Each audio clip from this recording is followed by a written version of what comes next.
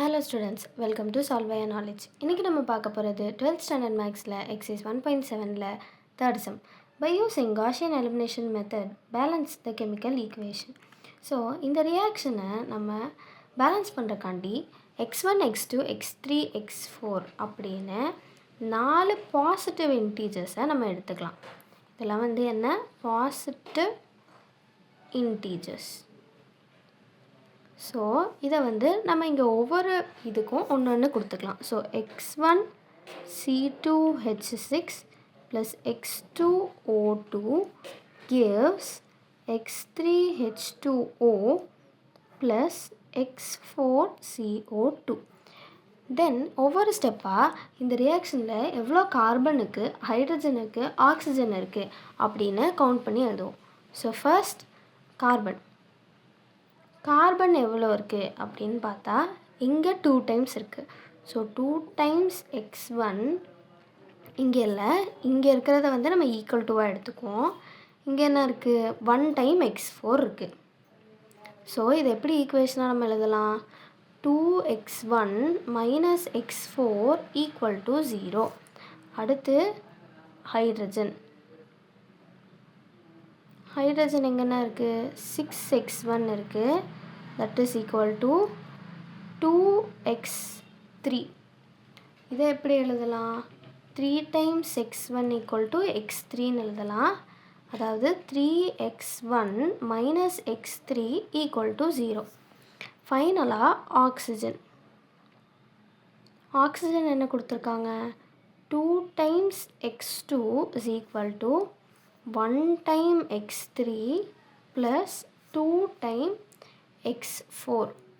So இதை நான் எல்லாத்துக்கும் இந்த சைட் கொண்டு எழுதுகிறேன். இப்போ என்ன வரும்னா 2x2 minus x3 minus 2x4 equal to 0. நம்மளுக்கு இப்போ 3 ஈக்குவேஷன் கிடச்சிருச்சு. இதை காஷியன் எலிமினேஷன் மெத்தட் மூலயமா நம்ம ரோ எக்லான் ஃபார்முக்கு கொண்டு வர போகிறோம். ஸோ நான் இதை அப்படியே எழுதிக்கிறேன். 2 0 0 minus 1 0 3 0 minus 1 0 0 0 2 minus 1 minus 2 0. So இதை ரோ எக்லான் ஃபார்முக்கு கொண்டு வரக்காண்டி நான் இப்போ செகண்ட் ரோவையும் தேர்ட் ரோவையும் எக்ஸ்சேஞ்ச் பண்ண போகிறேன். ஸோ என்ன ஆகும், நம்மளுக்கு இங்கே 0 வந்துடும், எதுவுமே மைனஸ் பண்ணாமல். அதனால் நம்ம இதை மட்டும் மாற்றுறோம். இங்கே நம்ம என்ன பண்ணியிருக்கோம், ரோ 2வையும் ரோ 3யையும் மட்டும் நம்ம சேஞ்ச் பண்ணியிருக்கோம். இப்போ நம்ம மைனஸ் பண்ணி கண்டுபிடிச்சிக்கலாம். ரோ 1 ரோ 2க்கும் எந்த சேஞ்சும் தேவையில்லை. ஸோ நம்ம அப்படியே எழுதிக்கிறோம். ரோ 3யை மட்டும் ரோ 1 வச்சு மைனஸ் பண்ணுறோம். அதாவது இதை 2ஆல் மல்டிப்ளை பண்ணுறோம், இதை 3ஆல் மல்டிப்ளை பண்ணுறோம். அப்போ இதுக்கு என்ன வரும், 2ஆல் மல்டிப்ளை பண்ணால் 6 0 மைனஸ் 2 0 0 வரும். இதை 3ஆல் மல்டிப்ளை பண்ணுறோம். அப்போ என்ன வரும், 6 0 0 மைனஸ் 3 0. இப்போ சைன் சேஞ்ச் பண்ணுறேன். அப்போ என்ன ஆகும், இது ரெண்டும் கேன்சல் ஆகும். இது மைனஸ் 2 ப்ளஸ் 3 0 அப்படின்னு வரும். ஸோ இதுதான் தேர்ட் ரோ.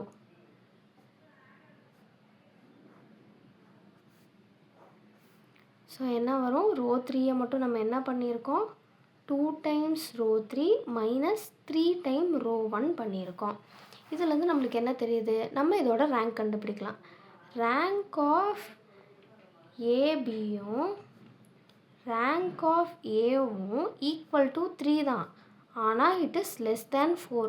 ஏன்னா 4 நம்பர் ஆஃப் அன்னோன்ஸ் தான் நம்மளுக்கு வேணும். ஸோ இப்படி இருக்கும் போது இந்த சிஸ்டம் கன்சிஸ்டன்ட் தான். இந்த சிஸ்டம் இஸ் கன்சிஸ்டன்ட் ஆனால் and has infinite solution. So இதுக்கு இன்ஃபைனைட் சொல்யூஷன் இருக்குது. இப்போ நான் ரிவர்ஸ் சப்ஸ்டியூஷன் மூலமா இதை நான் ஈக்குவேஷனாக எழுதுகிறேன். என்ன வரும், 2x1 minus x4 equal to 0, 2x2 minus x3 minus 2x4 equal to 0, minus 2x3 plus x4 equal to 0. இப்போ நான் வந்து x4 நான் வந்து ஏதாவது ஒரு வேரியபிளாக எடுத்துக்க போகிறேன். லைக் நம்ம வந்து x4 டீன்னு எடுத்துக்கலாம். இங்கே டீங்கிறது வந்து சம் கைண்ட் ஆஃப் ஏதோ ஒரு real number, it is not ஏதோ ஒரு பாசிட்டிவ் இன்டீஜர். ஓகேவா? Positive integer which is not equal to இது 0. ஸோ இதை வந்து நான் இங்கே சப்ஸ்டியூட் பண்ண போகிறேன். என்ன ஆகும்? 2x1 minus t equal to 0.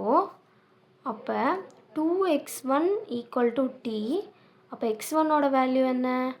t/2. சிமிலராக நான் இந்த ஈக்குவேஷனில் சப்ஸ்டியூட் பண்ணுறேன். மைனஸ் 2x3, x4 வேல்யூ என்ன? t plus t equal to 0. அப்போ என்ன ஆகும்? Same 2x3 equal to t, x3 equal to t/2. Sorry, இங்கே 3 வரும், அதனால் இங்கே 3, இங்கேயும் 3, இது 3t/2. ஸோ நம்மளுக்கு x1 வேல்யூ தெரியும், x3 தெரியும், x4 தெரியும். இது எல்லாத்தையும் இங்கே சப்ஸ்டியூட் பண்ணால் நம்மளுக்கு x2வும் தெரியும். So 2x2 minus x3 value என்ன? 3t/2 minus 2 into x4 value t. This is equal to 0 அப்படின்னு சொல்கிறாங்க. இப்போ நான் வந்து இது எல்லாத்தையும் 2ஆல் மல்டிப்ளை பண்ணிட்டேன்னா என்ன வரும்?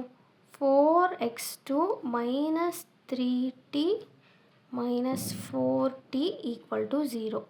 அதாவது 4x2 equal to 7t. Then x2ஓட வேல்யூ என்ன?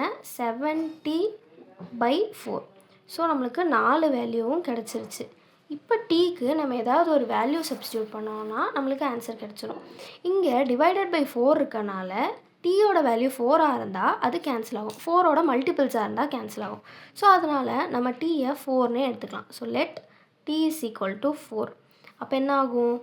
x1 equal to t/2. அதாவது அப்போ 4/2 that is equal to 2. Then x2 என்ன? 7t/2. அதாவது 7 இன்ட்டு 4/4. சாரி, அப்போ என்ன ஆகும்? 7. தென் x3 3 இன்ட்டு 4/2. அப்போ என்ன? 3 2s are 6. கடைசியாக x4 equal to t that is 4.